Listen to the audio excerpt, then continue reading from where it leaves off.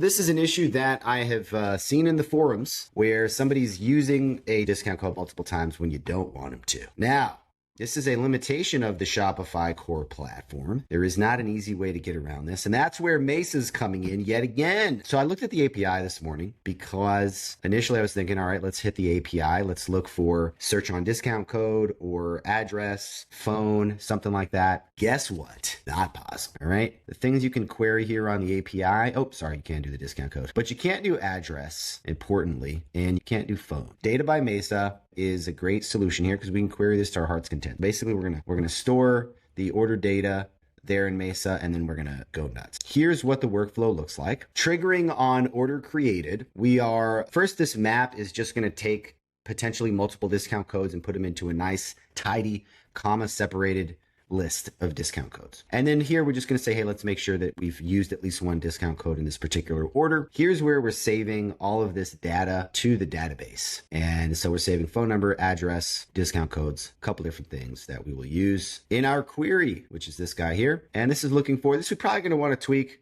If you're interested in getting this set up, get in touch. We'll help you get this workflow dialed in for your needs. But basically, you want to look for pre-existing orders that use, if you're using a single discount code, we'd want to look for that.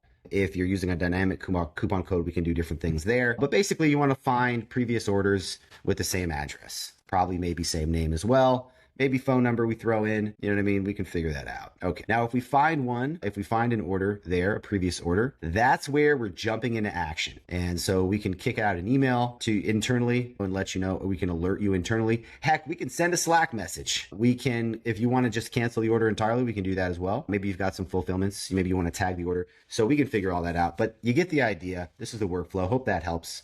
Reach out if you'd like any help setting that up.